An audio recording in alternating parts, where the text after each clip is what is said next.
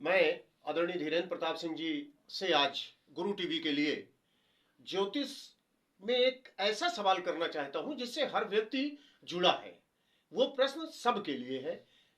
पूजा पाठ करने वाला व्यक्ति, धर्म को मानने वाला व्यक्ति अपने अपेक्षानुरूप फल जब नहीं प्राप्त करता तो उसके मन में निराशा आती है कि मैं भगवान की इतनी पूजा करता हूं, भगवान को मानता हूं, गौ धर्म को मानता हूं, लेकिन मेरी समस्याएं बनी हुई हैं, उनका निराकरण भगवान नहीं कर रहे हैं।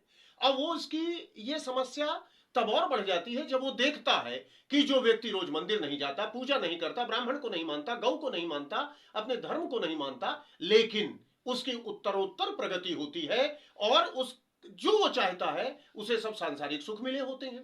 तो यहां निराशा जो धर्म कर्म पर चलने वाला व्यक्ति है उसके मन में आती है। इस संबंध में क्या कहती है ज्योतिष? आपका क्या इसमें निष्कर्ष है, क्या मत है आपका? आदरणीय वेदांती जी प्रणाम। समस्त दर्शकों को मेरा प्रणाम। यह बात प्रश्न वास्तव में ज्योतिष का नहीं, आध्यात्म का प्रश्न है जी।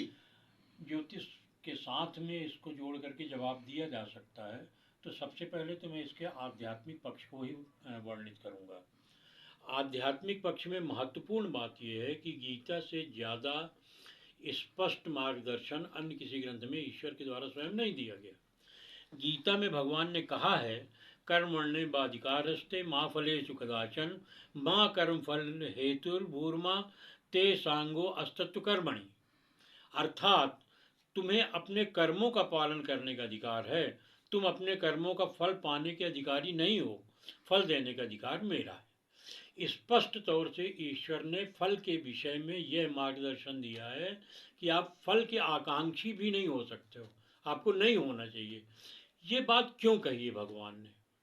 इसके पीछे उन्हें मालूम था, जो आज के सांसारिक व्यक्तियों को नहीं मालूम, कि हमारे जो पूर्व संचित कर्म हैं वो भी हमारे इस जीवन में प्रभावित कर रहे हैं।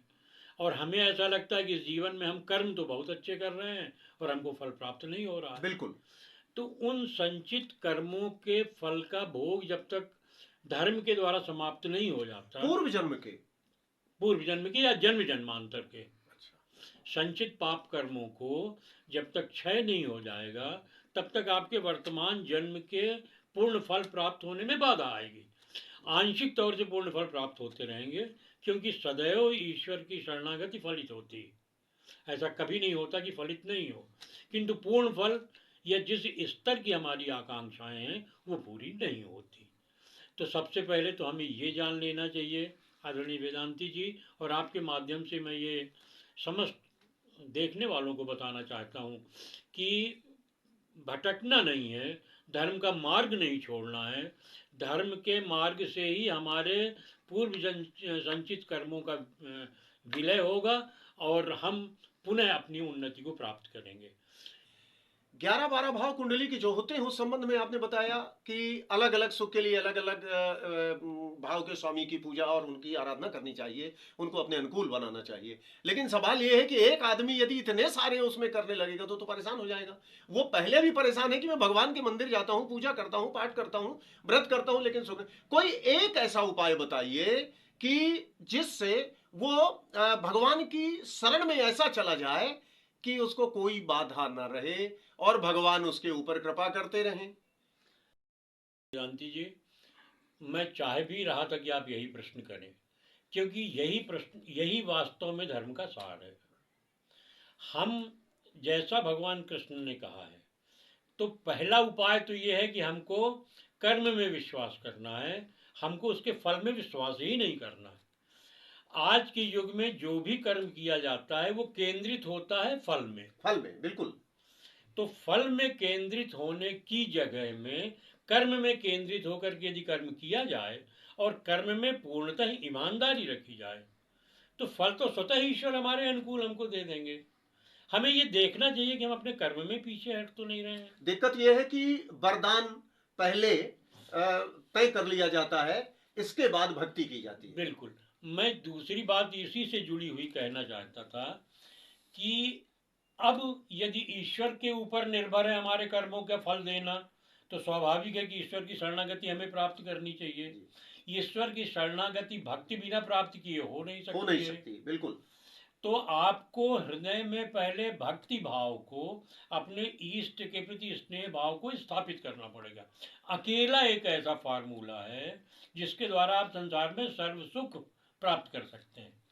इष्ट का निर्धारण ये भी ज्योतिष में वर्णित है। फिर कभी आगे यदि आप जी जी, चाहेंगे तो बिल्कुल मैं इस बिल्कुल, विषय में हाँ। एक विस्तृत वर्णन अपन करना पड़ेगा, चर्चा करेंगे, हाँ। अपन चर्चा करेंगे। किंतु यदि इष्ट का निर्धारण है या नहीं है तो किसी विद्वान ज्योतिषी से इष्ट का निर्धारण करके और अपने इष्ट के समर्पण भाव के साथ उनकी पूजा करनी चाहिए, उनकी सेवा करनी चाहिए।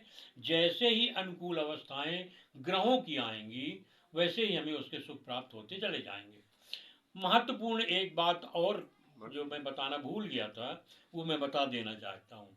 हमने पूर्व में कहा है कि पूर्व जन्मकृत संकलित पाप और पुण्य, तो वास्तव में हर व्यक्ति, वैदिक संस्कृति ये मानती है कि बार बार व्यक्ति जन्म लेता है, उसकी योनियां अलग अलग होती है और हर योनि में उसके अपने कर्म होते हैं जो पाप पुण्य के रूप में संकलित रहते हैं।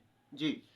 यदि हम अपने संकलित कर्मों को किसी विधि से समाप्त कर सकें या संकलित पापों से हम अपने आप को बचा सकें तो इस जन्म के हमारे पुण्य हमको फलित होने लगेंगे। जी। इसके लिए भगवान शिव से माँ पार्वती ने यही प्रश्न किया था कि प्रभु, मैं ये देखती हूँ कि संसार में बहुत से लोग उपासना पूजा में आपकी सेवा में लगे हैं और बड़ा कष्ट पा रहे हैं। बहुत से ऐसे लोग हैं जो बड़ा सुख भोग कर रहे हैं। तो रुद्रयामल पुस्तक में, रुद्रयामल में भगवान शिव ने पार्वती को कहा है कि पार्वती, अपने संचित कर्मों को विनष्ट बिना किए यदि आप ये कार्य कर रहे हो तो आपके पुण्य तो संकलित हो रहे हैं किंतु वो पूर्ण पापकृत कर्मों को काटने में समाप्त हो रहे हैं। इनके काटने के लिए माँ जगदम्बा ने उनसे पूछा कि फिर पूर्व जन्मकृत कर्मों का प्रभाव समाप्त करने की कोई विधा बता दीजिए। तो भगवान शिव ने एक विधा बताई है, उसे भूत शुद्धि कहते हैं। यहाँ पर भूत का अर्थ भूत प्रेत वगैरह से ना लगाया जाए। भूत शुद्धि का अर्थ है भूतकाल के कर्मों की शुद्धि करना। जी। इसकी एक प्रक्रिया बताई गई है। किसी भी विद्वान ब्राह्मण के माध्यम से आप उस प्रक्रिया को जीवन में एक बार, दो बार, 4 बार कर लें।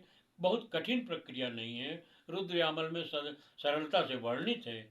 और उस प्रक्रिया को करके आप अपने संकलित पाप कर्मों से मुक्त हो जाएंगे और आपके वर्तमान के शुभ कर्मों का फल आपको प्राप्त होने लगेगा।